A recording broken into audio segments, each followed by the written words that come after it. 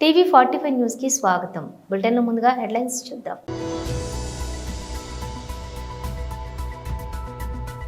గుంటూరు జిల్లా అధ్యక్షులు మరియు మాజీ మంత్రి శ్రీ అంబటి రాంబాబు ప్రెస్ మీట్.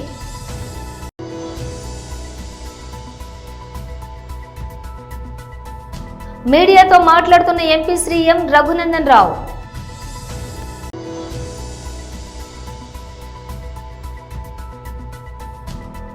తెలంగాణ భవన్లో బీఆర్ఎస్ నాయకులు ప్రెస్ మీట్.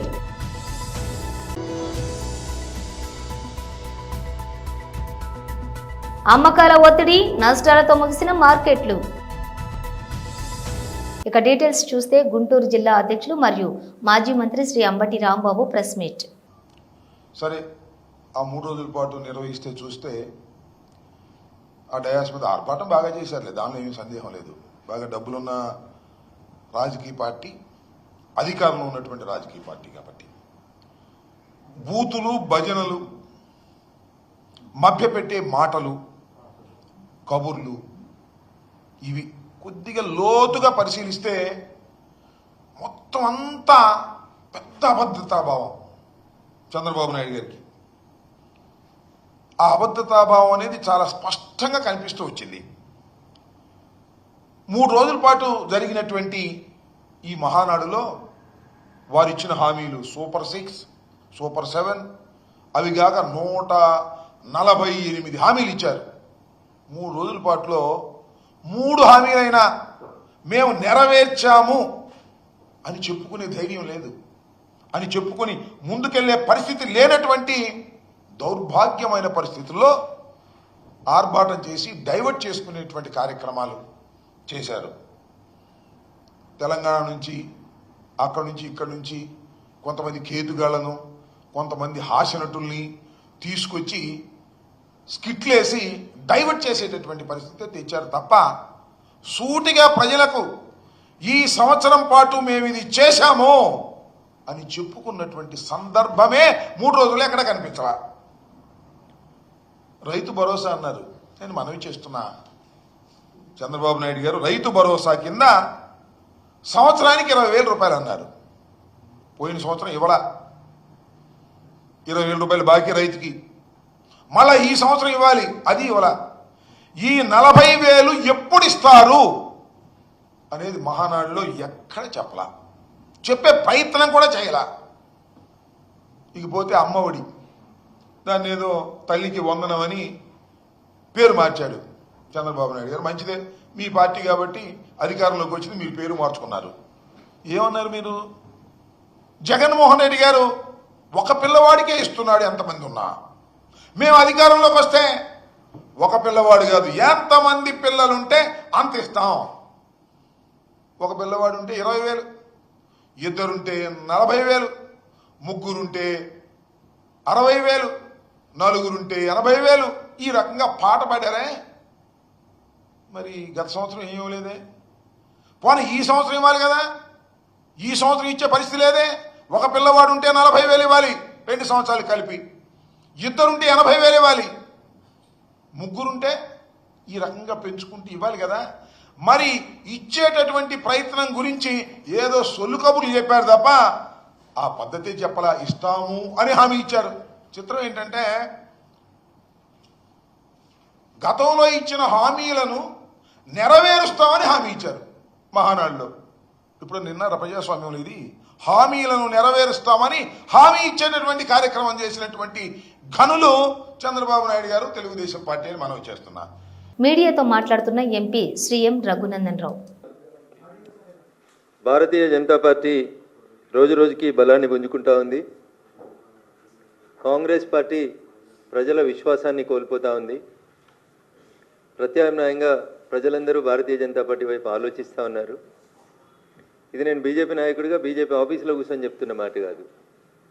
గ్రౌండ్లో జరుగుతున్నటువంటి రియాలిటీని, ప్రజల ఆలోచన విధానాన్ని అనునిత్యం ప్రజల్లో ఉండేటువంటి వ్యక్తిగా మేము ముందు ఉంచదలుచుకున్నాను. ఈ రాష్ట్రంలో 10 సంవత్సరాలు పరిపాలన కొనసాగించిన తర్వాత, అసెంబ్లీ ఎన్నికల్లో ఓడిపోయిన తర్వాత గొప్ప ఫలితాలు తెచ్చుకుంటాం, పార్లమెంట్లో ఏదో గొప్పలు చేస్తామని చెప్పి అనేక మంది గొప్పలు చెప్తే పార్లమెంట్లో భారత రాష్ట్ర సమితి అనే పార్టీకి 0 స్థానాలను ఇచ్చిండ్రు తెలంగాణ ప్రజలు. అప్పుడే జనం అర్థం చేసుకున్నారు టీఆర్ఎస్ పార్టీ అనేది చెల్లని రూపాయిగా మారింది. టీఆర్ఎస్ని బీఆర్ఎస్గా మార్చిన రోజే ప్రజలు టీఆర్ఎస్కి బీఆర్ఎస్కి రెండింటికి కలిపి వీఆర్ఎస్ ఇచ్చినారు. మీరు ఫామ్ హౌస్కు పరిమితమైతే బాగుంటుందని చెప్పినారని చెప్పేసి వాళ్ళని పంపించినారు. తర్వాత ఏదో కొత్త కథలు వెళ్తా ఉన్నారు. బీజేపీ బీఆర్ఎస్ బీజేపీలో కలుస్తామన్నారు, విలీనం చేసుకుంటామన్నారు. అట్లా అప్పుడప్పుడు జనాలలో ఉండేందుకు టీఆర్ఎస్ పార్టీ లేదా బీఆర్ఎస్ పార్టీ ప్రయత్నాలు చేస్తూ వచ్చింది. ఈ మధ్యకాలం లోపల 2 ఎన్నికలు ఎమ్మెల్సీకి సంబంధించి 3 ఎన్నికలు జరిగినాయి. 2 ఎన్నికలు టీఆర్ఎస్ పార్టీకి బాగా పట్టున్నది. బావా బామ్మర్ది చెల్లె నాయన అందరూ ఎమ్మెల్యేలు ఎంపీలు ఉన్నటువంటి నియోజకవర్గాలు అయినటువంటి కరీంనగరు, నిజామాబాదు, మెదక్ జిల్లాలకు సంబంధించి ఒక గ్రాడ్యుయేట్స్ ఎమ్మెల్సీ, ఒక టీచర్స్ ఎమ్మెల్సీ, 2 ఎమ్మెల్సీ ఎన్నికలు జరిగినాయి.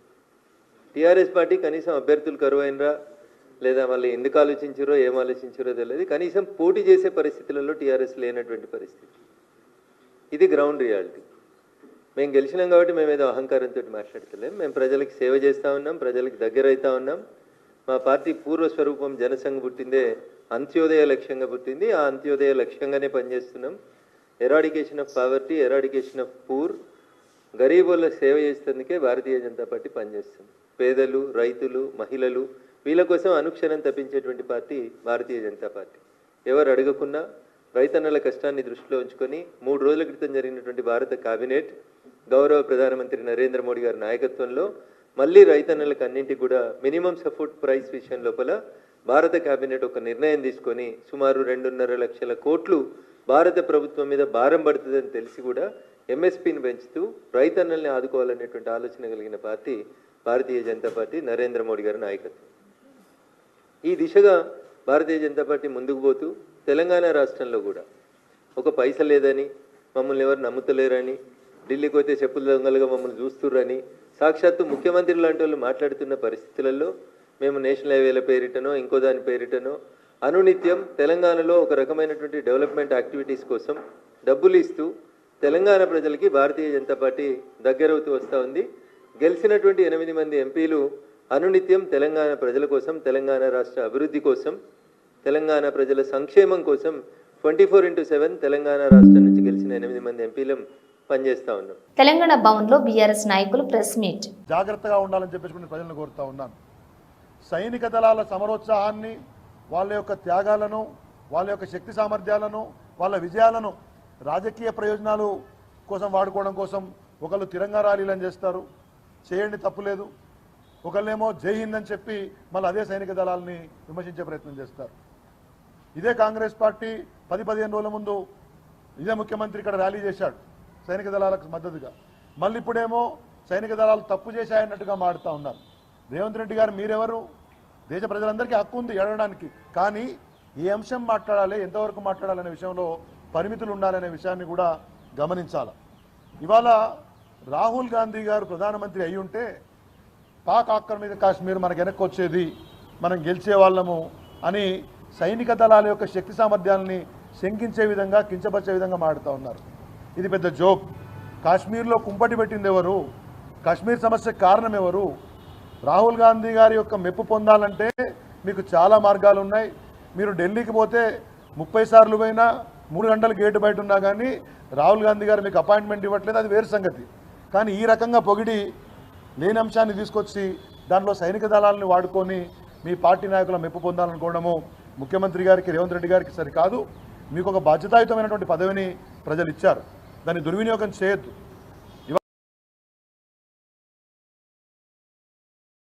ఎక్కడికో పోయింది. రాహుల్ గాంధీ ప్రధానమంత్రి కావాలన్నా, మోడీ గొప్పగా పనిచేసిండా, ఇదా మనకు కావాల్సింది?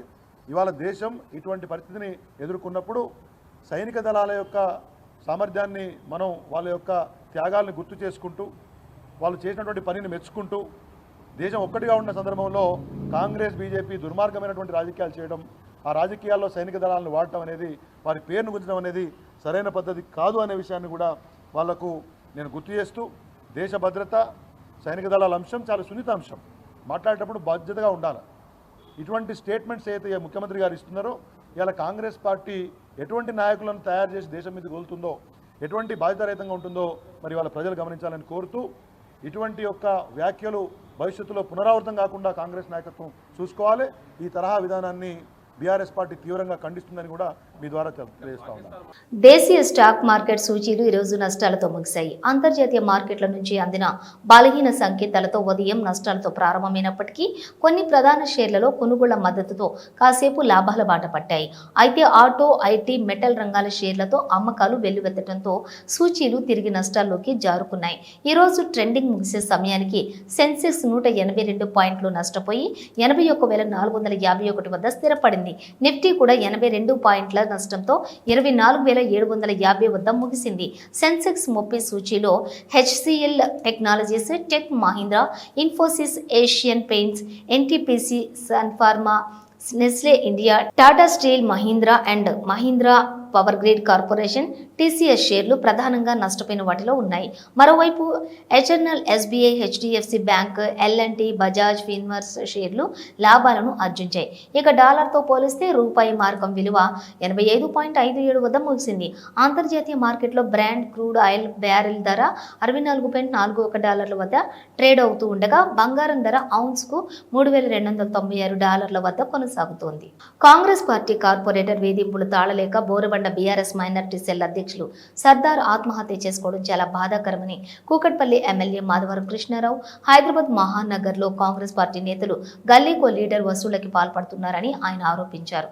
తమ ప్రభుత్వంలో ఎక్కడా కూడా ప్రజలను ఇబ్బందులు పెట్టలేదని, ఉచితంగా భవన నిర్మాణం చేపట్టేలా చర్యలు తీసుకున్నామని అన్నారు. ప్రతి సోమవారం నిర్వహించే ప్రజావాణిలో ఫిర్యాదు చేయడంతో వసూళ్లు మొదలు పెడతారు అని, వారికి అధికారులు సైతం చేతులు కలపడం, ఇలా బాధితులు ఇబ్బంది పెట్టడం రోజువారీ చర్యగా మారిపోయింది అని అసహనం వ్యక్తం చేశారు. ఫతేనగర్లో నూతన ఫ్లైఓవర్ నిర్మాణానికి కేటీఆర్తో కలిసి శంకుస్థాపన చేసి నిధులు విడుదల చేస్తే ఈ ప్రభుత్వం రాగానే వాటిని విస్మరించారని పేర్కొన్నారు. ఇప్పుడు మెట్ట మార్గం కూలిపోవడంతో ఇద్దరికి గాయాలయ్యాయి. కానీ ఎప్పటికైనా ప్రభుత్వం వెంటనే స్పందించి నూతన నిర్మాణం బ్రిడ్జి దగ్గర చేపట్టకపోతే నిరాహార దీక్ష చేస్తామని ఎమ్మెల్యే హెచ్చరించారు. 50 గజాలలో ఇల్లు కట్టుకుంటూ ఉంటే కాంగ్రెస్ సంబంధించినటువంటి వారు, విచిత్రం ఏంటంటే పాత కాంగ్రెస్ సంబంధించినటువంటి వాళ్ళు ఎవరు కూడా ఈ రకంగా చేయట్లేదు. టీఆర్ఎస్ పార్టీలో ఉండి 10 ఏళ్ళు ఎంజాయ్ చేసి మళ్ళీ పోయి కాంగ్రెస్ పార్టీలో జాయిన్ అయ్యి ఎన్నో రకాలుగా ఇబ్బంది పెడుతున్నటువంటి వాళ్ళని చూసి కాంగ్రెస్ గవర్నమెంట్ ఆలోచన చేయాలి. ముఖ్యమంత్రి గారు కానీ, పిసిసి అధ్యక్షుడు కానీ దీని మీద ఆలోచన చేయాలి.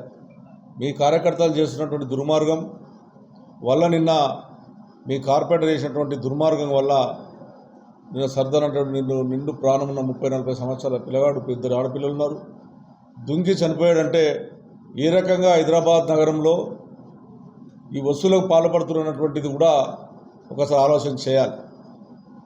గతంలో మేము కేసీఆర్ ప్రభుత్వంలో 10 ఏళ్లలో ఎక్కడ కూడా ఎవరిని కూడా ఇబ్బంది పెట్టకుండా, చిన్నవాళ్ళ తెరువు పోకుండా 72 గజాల జాగా ఎవరైనా కట్టుకుంటే కూడా వాళ్ళకు రూపాయి పర్మిషన్లా ఇప్పించి వాళ్ళకి కట్టే విషయంగా ఆలోచన చేశాం. కానీ ఇప్పుడు గల్లీకి ఒక లీడర్, ఎక్కడ చూసినా ప్రజావాణి పెట్టి సుమారం పెడతారు. అది ప్రజావాణి కాదు. నేను చాలాసార్లు చెప్పాను, అది ప్రజలకు సంబంధించినటువంటి వాణి కాదు. అది కాంగ్రెస్ పార్టీ కార్యకర్తల పంచుకోనికి ప్రజావాణి పెట్టారు.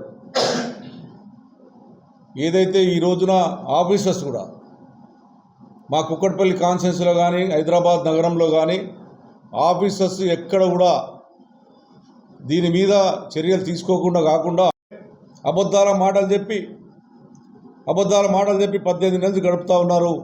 ఇప్పటికైనా పత్తనార్ బ్రిడ్జిని, అండర్ పాస్ని, అల్లాపూర్ నుంచి వచ్చేటటువంటి దీన్ దయాళకి వచ్చే 106 కోట్ల రూపాయలని నాలను విస్తరణ ఎంబడి చేపట్టాలని, కొంతమంది నిరుపేదలు ఉన్నటువంటి వాళ్ళు కొంతమంది వాళ్ళకి డబుల్ బెడ్రూమ్లు ఇవ్వాలని నేను డిమాండ్ చేస్తూ ఉన్నాను. చాలాసార్లు మీరు తీసుకొని మా కార్పొరేటర్ కానీ, నేను కానీ జిల్లా మంత్రి జూపల్లి కృష్ణారావుతో కలిసి మహబూబ్ నగర్ జిల్లా కలెక్టరేట్లో శుక్రవారం నారాయణపేట, మహబూబ్ నగర్ జిల్లాలోని వ్యవసాయ కార్యాచరణ, వడ్ల కొనుగోలు, అంటువ్యాధులు, భూభారత్, రెవెన్యూ సదస్సులు, ఇందిరమ్మ ఇండ్లు, రాజీవ్ యువ వికాసం పథకాల అమలుపై ఆయా జిల్లాల కలెక్టర్లు, అదనపు కలెక్టర్లు, సంబంధిత శాఖల అధికారులతో మంత్రి దామోదర రాజనరసింహ సమీక్షా సమావేశం నిర్వహించారు.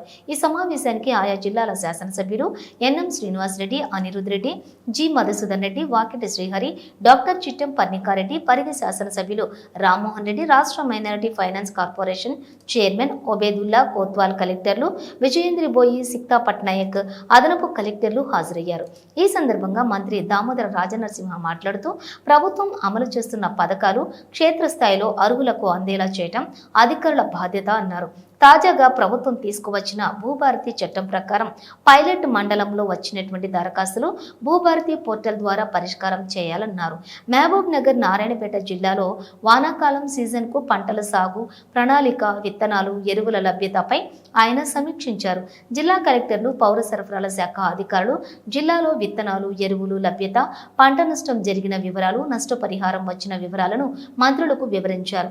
అప్పట్లో ఇండ్ల స్థలాలు మనమే ఇచ్చామని, ఇప్పుడు కూడా మనమే ఇస్తున్నామని మంత్రి రాజనరసింహ స్పష్టం చేశారు. అయితే మంజూరైన ఇండ్ల నిర్మాణాలను త్వరితగతిన పూర్తి చేయించేందుకు అధికారులు చర్యలు తీసుకోవాలని ఆయన సూచించారు. ప్రభుత్వం మార్గదర్శకాల ప్రకారమే ఇండ్ల నిర్మాణాలు చేపట్టాలని, ఎక్కువ విస్తీర్ణంలో ఇండ్లు నిర్మించుకుంటే యజమానే బాధ్యత అన్నారు. మహబూబ్ నగర్ జిల్లా, నారాయణపేట జిల్లాకు సంబంధించి ఈరోజు సమీక్ష నిర్వహించడం జరిగింది. ప్రధానంగా సంక్షేమ పథకాలు, ముఖ్యంగా ఇందిరమ్మ హౌసింగు, రాజీవ్ యువ వికాసము, భూభారతి, ఈ అంశాలపైన ఒక సమీక్షలో సహచర మంత్రివర్యులు జూపల్లి కృష్ణారావు గారు, గౌరవ శాసనసభ్యులు మసూద్ రెడ్డి గారు, శ్రీహరి గారు, శ్రీనివాసరెడ్డి గారు, రామ్మోహన్ రెడ్డి గారు, మీ అందరం కూర్చొని ఈ 2 జిల్లాలకు సంబంధించి సమీక్ష నిర్వహించాము. జూన్ 2న అఫీషియల్గా ప్రోగ్రాం నిర్వహించాలి. ఇందిరమ్మ ఇళ్ళ లబ్ధిదారులకు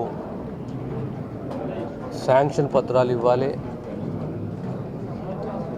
అదే రకంగా ఈ యువ వికాసం సంబంధించి తెలంగాణ యువతకు 50,000, 1,00,000, 2 లక్షలు, 3 లక్షలు, 4 లక్షల వరకు ఎవరికి అర్హత ఉన్నదో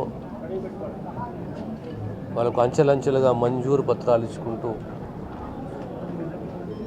ఈ కార్యక్రమాన్ని నిర్వహించాలి. భూభారతికి సంబంధించి ఓ చక్కని ROR చట్టాన్ని తీసుకురావడం జరిగింది. కడప జిల్లాలో మైలవరంలోని 5 రోజుల కిందట అభం శుభం తెలియని చిన్నారిని కిరాతకంగా అత్యాచారం చేసి హత్య చేసిన మానవ మృగంను కఠినంగా శిక్షించాలని జనసేన నేత గుణకల కిషోర్ డిమాండ్ చేశారు.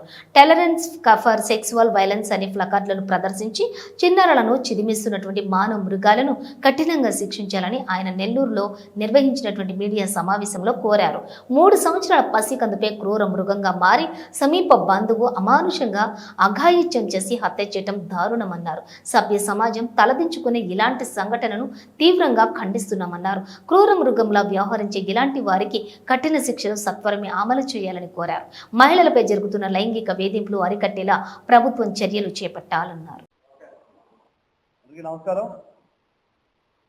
మనిషి జంతువు నుంచి రూపాంతరం చెందారు, ఇది అందరికీ తెలిసిన విషయమే. ఇటీవల జరిగిన సంగతి చూస్తుంటే మళ్ళీ మనుషులు కొంతమంది క్రూర మృగాలుగా మారాలనిపిస్తుంది. కడప జిల్లాలో 3 ఏళ్ల పసికందు పైన అఘాయిత్యం చేసి అమానుషంగా హత్య చేసిన ఒక కిరాతకుడిని చూస్తే సభ్య సమాజం తలదించుకునే విధంగా ఉంది. ఇటువంటి చీడ పురుగుల మధ్య మనం బతుకుతున్నామా అనిపిస్తుంది. మొదటిసారిగా ఇటువంటి వార్తలు విన్నప్పుడు మనం కూడా మగవాళ్ళమైనందుకు సిగ్గుగా ఉంది. ఇకపై సెక్సువల్ అసాల్ట్ చేసిన వాళ్ళని ఉపేక్షించబోమని చెప్పి పవన్ కళ్యాణ్ గారు స్ట్రిక్ట్గా చెప్పారు. 0 టాలరెన్స్ ఫర్ సెక్సువల్ వైలెన్స్. ఇటువంటి చర్యలు చేసిన వారిని ఎవరైనా కూడా కఠినంగా శిక్షించాలి, సత్వరమే శిక్షించాలి. మరలా ఇటువంటి చర్యలు పునరావృతం కాకుండా జనాలు భయపడే విధంగా శిక్షించాలి అనేది పవన్ కళ్యాణ్ గారి నినాదం. ఈరోజు చిన్న బిడ్డలు 3 ఏళ్ల పసికందంటే అల్లారు ముద్దులు వాళ్ళ కుటుంబ సభ్యులు ఆప్యాయంగా చూపించుకునే ఆ పిల్లని ఆ విధంగా ఏ విధంగా చేశాడో, ఒక పశువు కంటే హీనంగా వ్యవహరించిన వాడిని కఠినంగా శిక్షించాలని మేము జనసేన పార్టీ తరఫున మేము మనవి చేసుకుంటున్నాం. ఇంకొక విచిత్రమైన విషయం ఏంటంటే బంధువుల అతనే ఈ విధంగా చేశాడు అనేది ఇంకా ఆలోచించరాని విషయం. అల్లారు ముద్దుగా అనేక బంధాలతో ఆకట్టుకునే ఆడపిల్లల మీద ఆడబిడ్డల మీద ఇటువంటి అఘాయిత్యాలు మళ్ళా పునరావృతం కాకుండా అనేక బంధాల్లో సేవ చేస్తున్న మన ఆడబిడ్డల్ని ఒక ఆట వస్తువుగా తన లైంగిక కోరిక తీర్చుకునే ఒక వస్తువుగా ఉపయోగిస్తున్న మూర్ఖులందరూ కూడా బుద్ధి చెప్పాల్సిన పరిస్థితి ఉంది.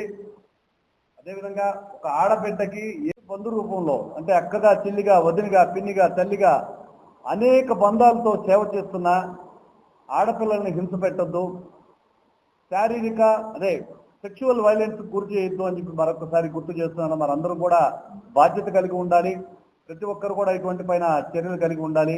ముఖ్యంగా చిన్నపిల్లలకి ఈ చర్యలు చూస్తుంటే చిన్నపిల్లలు నాటించే ఏబిసిడీలు ఎట్లా నేర్పిస్తున్నామో అట్లే విధంగా సమాజంలో ఎవరైనా మగ పురుగులు ఎవరైనా అసభ్యంగా ప్రవర్తిస్తే వాళ్ళ తల్లిదండ్రులకు తెలిపే విధంగా కూడా మనం ప్రవర్తించాల్సిన పరిస్థితి ఉంది.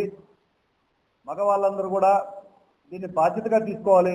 ఎవరైనా ఇటువంటి చర్యలు తీస్తే వాళ్ళు ఏమవుతుందని తెలియజెప్పాలి. ఇటువంటి అసాంఘిక కార్యక్రమాలకి పాల్పడిన ఎవరైనా కూడా చట్టరీత్యా ఈరోజు బెయిల్ తీసుకొని బయటకు వచ్చినప్పటికీ కఠిన శిక్షలు అమల్లో ఉన్నాయి.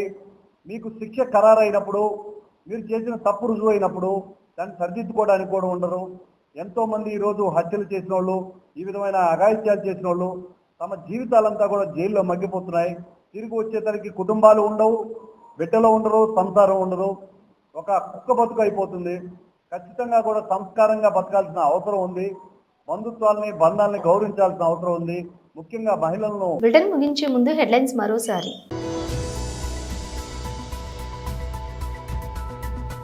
గుంటూరు జిల్లా అధ్యక్షులు మరియు మాజీ మంత్రి శ్రీ అంబటి రాంబాబు ప్రెస్ మీట్.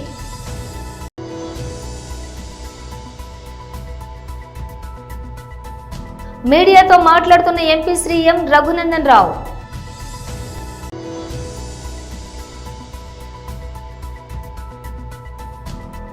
తెలంగాణ భవన్లో బీఆర్ఎస్ నాయకులు ప్రెస్ మీట్.